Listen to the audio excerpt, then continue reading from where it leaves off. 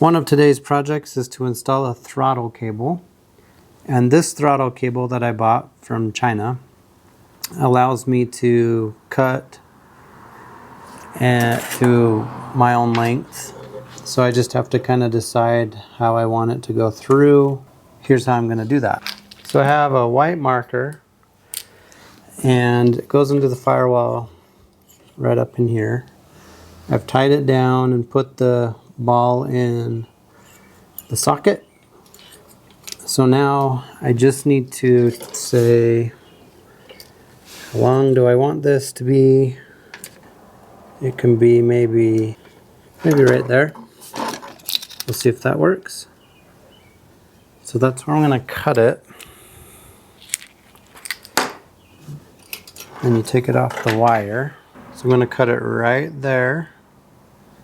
And to do that, I'm going to tape it so it doesn't fray.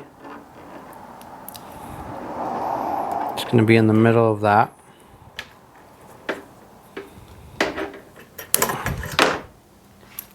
Cut it really quick.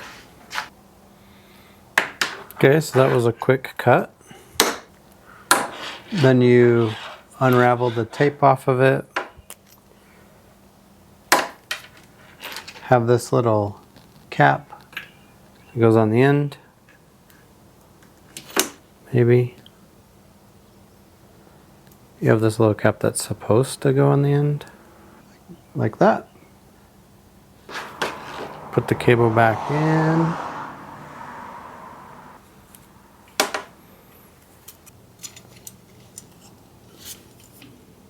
Tighten it back up.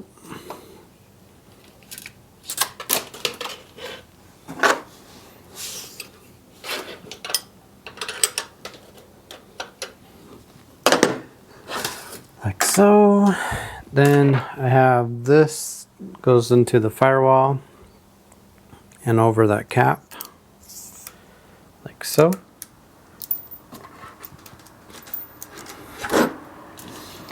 Feed it through the firewall,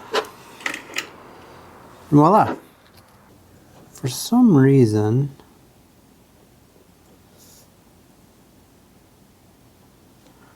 I'm not sure about that angle.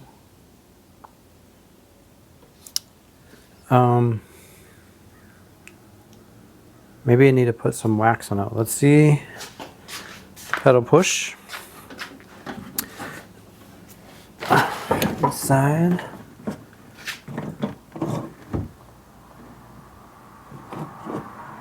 It's good over here. It's very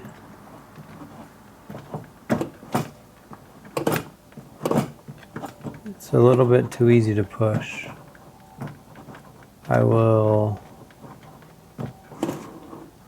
Where can I hook a spring onto that? You're gonna want to put a spring on. Where am I gonna hook a spring? Maybe right there. No, that won't work. Where am I gonna hook a spring onto it? Where am I gonna put a spring on it?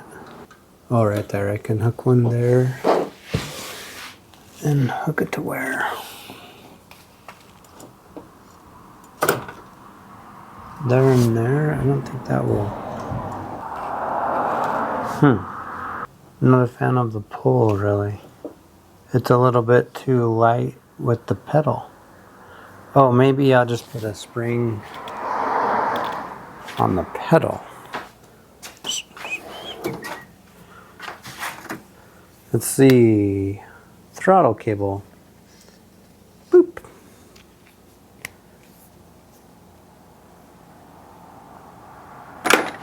Nice. Time to start wiring. We have a couple of instructions to follow. The fuel pump is probably going to be last, even though it's the only one on my list. Then this has seen some humidity. The painless, that's going to be think I'm gonna make that second. And then the Speedway circuit. And this has been tucked away for a long time, so I need to sort it out. So, time to start sorting things out. So first, the fuse panel. On the stock car, the interior fuse is tucked up way under there, and you can't get to it if you blow a fuse. I don't want to deal with that. If I'm on the road and something happens and I got to check fuses, no chance do I want to go looking up in there. So I am going to stick it on a panel where the glove box normally would be, and I'll just make a removable plate and they'll be behind that plate. So most of this, where's this one go? See, I don't know where that goes. Most of this, I just need to figure out step by step. That's what we're gonna do. It's a little bit crazy, actually. So this gives you this bundle of wires. I don't necessarily think it's super confusing. See, that's an electric fan and rear running lights. So those, maybe I'll run through the back window or something.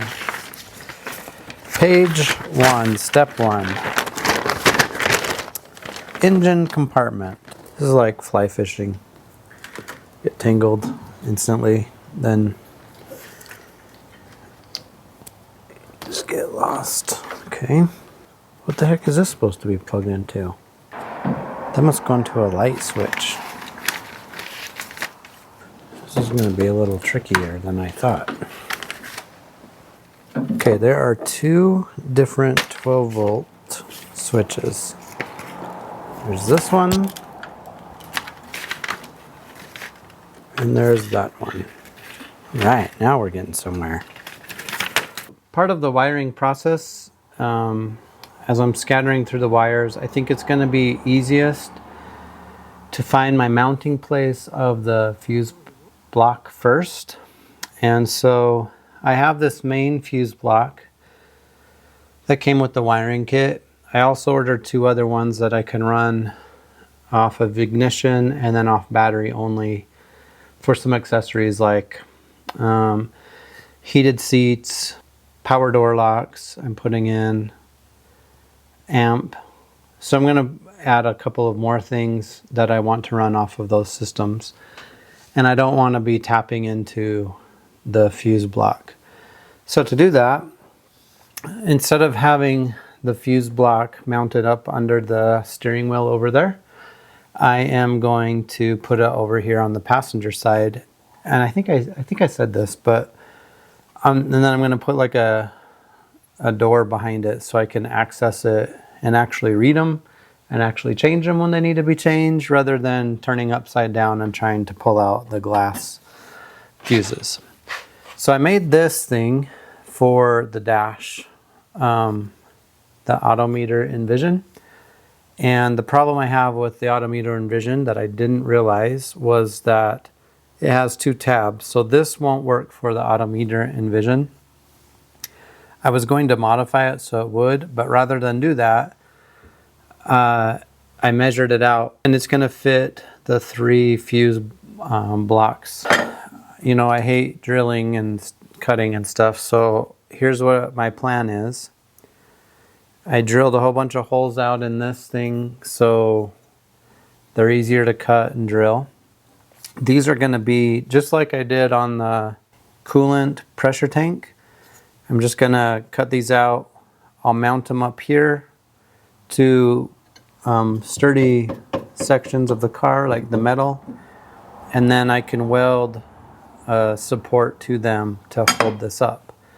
What I'm going to do with this is I'm going to get it right about here, is what I'm thinking. Maybe like this, maybe like this. I don't know, something like this, where it's well out of the way, and I'll be able to put a heat AC system in when I can save up the money to do that. So the dash is at least going to come out to here. So I have all that space behind to do stuff with. If I had a TIG welder, I could do this all with aluminum and it would make it a little lighter. I wanted to save some weight there, but I'll have to wait till I get a TIG and then remember that I never want to do this again, so it doesn't matter. This is where I've gotten to.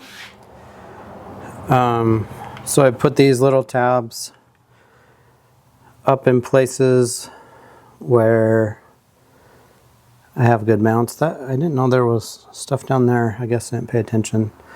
I poorly tacked it on right here, and all the bolts are loose at the moment. So now I'm just going to make 2 little braces there and there, and perhaps one to there. And then this will be hidden behind the actual dash. Looks like we got a little bit of room. And hopefully I think there's enough space for like a vintage air heat and air conditioning. That's my hope. I don't know if it's on the other side of the firewall or this side, but I think they're tucked up in here. Quick to do. Here's my panel. Not going to weld it all the way around. It doesn't need it. Excessive. Support. There's one support here, one support there. Now to mount up the first fuse panel. I now have the fuse block. So I need to take it off, fix up the tacks now, and paint it. Obviously, need to paint it. But for right now, it's going to allow me to finish wiring this fuse block, and then I can feed the wires to where I want them to go exactly. Like to the rear of the car, to the front of the car. We have some wires that are going to the front, and also over to the dash. I can finally route them properly and secure them so they're not getting eaten away. Time to wire. So wiring requires some level of annoyance, and now I'm trying my best to be organized. So here is what I am doing. I have started running some conduit on certain circuits to separate the wires. I have separated the interior chassis wiring from the engine harness wiring. So I'm going to complete this one first and route it to where it needs to go and cover it. And then as the instructions go, I don't have them over here, but as the instructions go, each little thing has a different circuit. And so I'm just separating out each individual circuit and starting from square one all over again. One of the other things that I didn't test in the last video, because the car was up, was whether the clutch works. So I put it in gear. I can push. I let the clutch out, engages. So I think the length of my clutch, my master cylinder, might work. We'll have to see how it wears in. So overall, this was a pretty positive day. Got the fuse block on, built the little wall for it. Everything's wired up. Got the gauges wired up, or not wired up. I got the gauge lines pulled, and got the brake lines pulled, and all of the column wires pulled. This loop right here is the radio. So I don't obviously have a radio yet. These wires here are accessory. I'm not using those yet. These wires back here are all of the rear brake wires, headlight wires, and running lights, horn, and also the wiper pulled up there. And with that, I can't do anything more on these projects until these two come in. So with that, I think we'll end there and mark Speedway fuse box installation as, you know, I'd say it's a 9 out of 10. Highly recommend. This is the 22 circuit purchase. They also have a 12, 25, 28, something like that. I got this one. It had GM parts for it. And now I'll just wait for this stuff to come.